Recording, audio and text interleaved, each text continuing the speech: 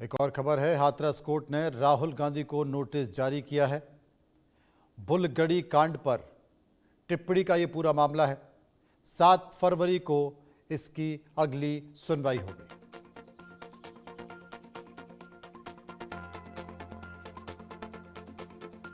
कांग्रेस की वरिष्ठ नेता सोनिया गांधी की तबीयत बिगड़ी। दिल्ली के सर गंगाराम अस्पताल में सोनिया गांधी को भर्ती कराया गया।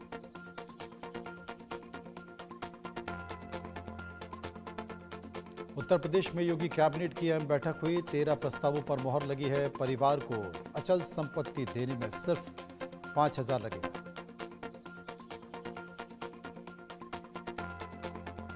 मुख्यमंत्री योगी ने कहा है कि गठबंधन के भ्रष्टाचार को बढ़ावा देने की पुरानी परंपरा है। गरीबों को पलायन और बेरोजगारी का सामना करने पर मजबूर किया।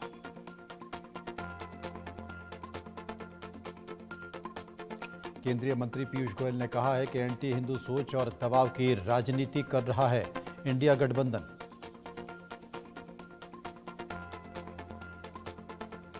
बिजनौर में प्रवीण तोगड़िया का बड़ा बयान आया है। भारत में जनसंख्या नियंत्रण का कानून बनवाकर हम हिंदू बहुमत बनाकर रहेंगे।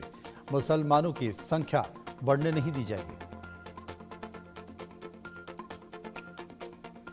अंकिता भंडारी केस पर मुख्यमंत्री धामी ने कहा है कि दोषियों पर तुरंत कार्रवाई और सख्त सजा दिलाई जाएगी।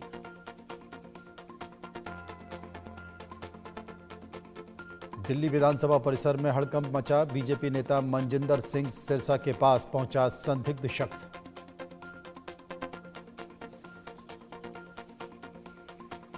उधर दिल्ली में बढ़ते प्रदूषण के खिलाफ आम आदमी पार्टी का प्रदर्शन हुआ है। नेता विपक्ष आतिशी के नेतृत्व में आम आदमी पार्टी के विधायकों ने जोरदार प्रदर्शन किया।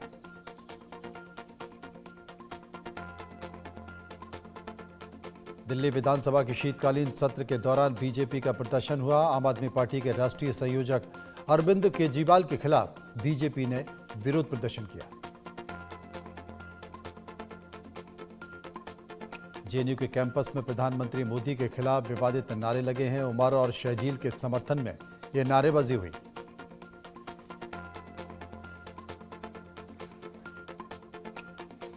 वामपंथी सोच पर केंद्रीय मंत्री गिरिराज सिंह का हमला। कहा, नारे लगाने वालों पर देशद्रोह का मुकदमा हो।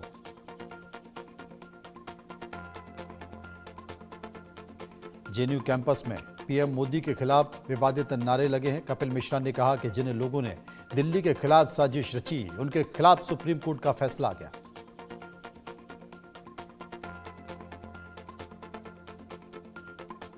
उत्तर प्रदेश में एसआईआर प्रक्रिया के बाद वोटर लिस्ट का ड्राफ्ट जारी हुआ है। एसआईआर के बाद 12 करोड़ 55 लाख से ज्यादा वोटर।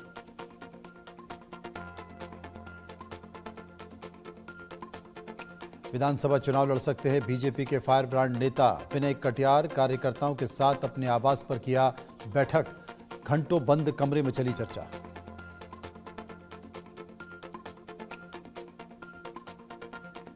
यूपी के महाराजगंज में बीजेपी प्रदेश अध्यक्ष पंकज चौधरी का स्वागत किया गया। बीजेपी कार्यकर्ताओं को जीत का मंत्र दिया।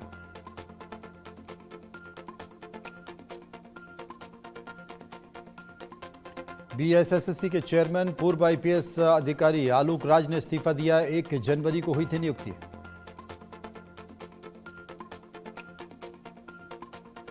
श्रीनगर में कबाड़खाने में लगी भीषण आग। आसपास की कई इमारतों ने भी आग को लिया अपनी चपेट में। लाखों का नुकसान।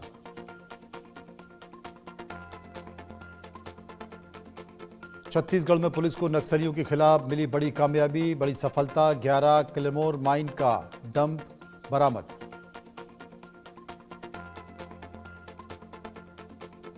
छत्तीसगढ़ के धमतरी में 5 लाख की इनामी महिला नक्सली भूमिका ने किया आत्मसमर्पण।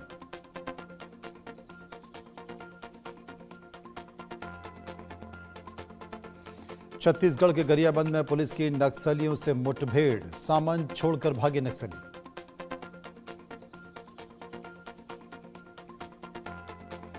मध्य प्रदेश के अशोकनगर में अवैध अतिक्रमण पर बड़ी कार्रवाई हुई। दुकानों के बाहर सालों से जमे पक्के अतिक्रमण को हटाया गया।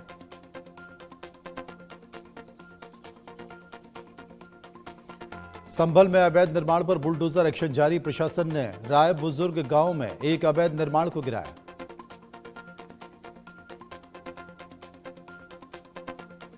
छत्तीसगढ़ के कबीरधाम में अवैध मस्जिद पर चला प्रशासन का बुलडोजर। एसडीएम और पुलिस प्रशासन की मौजूदगी में ध्वस्त की गई अवैध मस्जिद।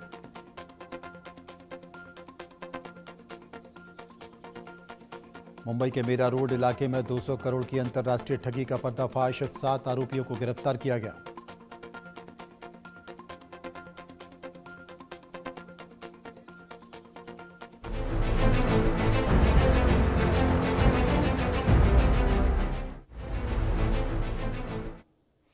आइए बात करते हैं कि बड़े मुद्दे की, उत्तर प्रदेश की। उत्तर प्रदेश में एसआईआर में 18% नाम काटे गए। उत्तर प्रदेश में एसआईआर की पहली ड्राफ्ट लिस्ट जारी कर दी गई। इसी के साथ 12 राज्य और केंद्र शासित प्रदेशों में एसआईआर की प्रक्रिया पूरी हो चुकी है। उत्तर प्रदेश में एसआईआर का पहला ड्राफ्ट भी आ गया है। 6 मार्च को अब फाइनल सूची जारी होगी, यानी कि मतदाताओं के पास 2 महीने का वक्त है। जिनके नाम कटे हैं वो अपनी आपत्तियों के साथ फॉर्म भर सकते हैं। यूपी की जारी पहली ड्राफ्ट लिस्ट में 2,89,00,000 वोटर्स के नाम कट गए हैं, यानी कि 18% नाम काटे गए।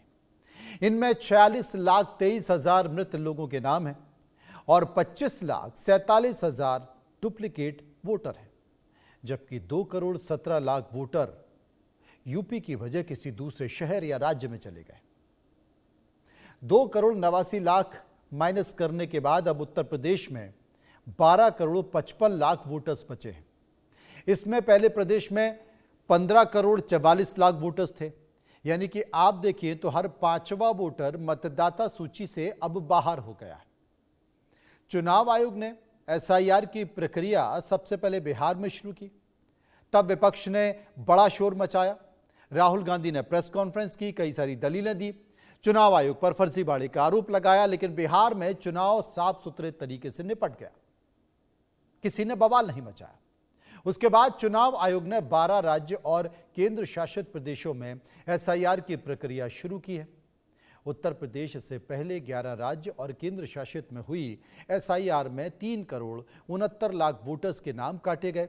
एसआईआर में बीजेपी शासित राज्यों में सबसे ज्यादा हड़कंप है, लेकिन सबसे ज्यादा विरोध विपक्षी दल कर रहा है। यूपी के मुख्यमंत्री योगी आदित्यनाथ ने भी लिस्ट जारी होने से पहले यूपी में करीब 4 करोड़ नाम कटने का बात किया थी, जिक्र की थी, और इसमें 95 या 90% बीजेपी के समर्थक हैं, यह भी कहा था।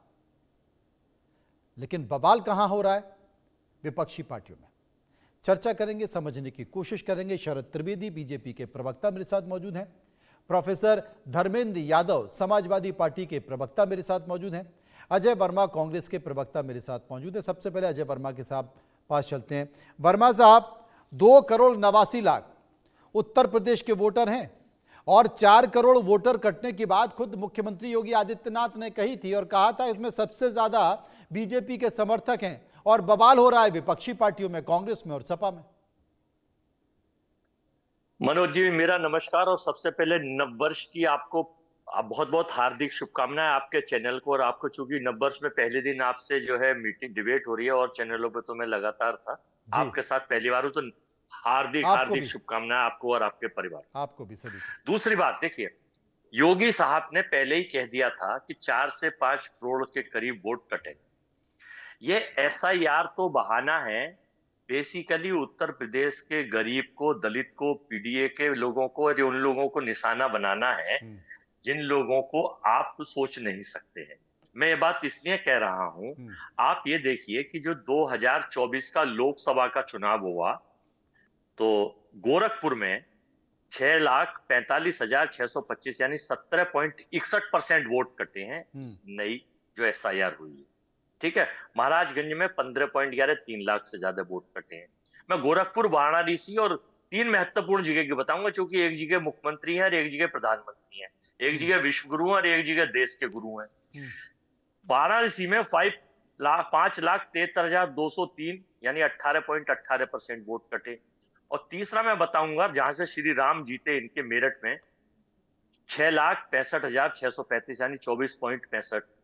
गाजियाबाद में गाजियाबाद में 8 लाख अरे वो लिस्ट चल रही है, 18,139। वो जो आप बता रहे नहीं, थे मैं वो लिस्ट नहीं लिस्ट चल बता रही रहा है, टीवी स्क्रीन पर चल रही है।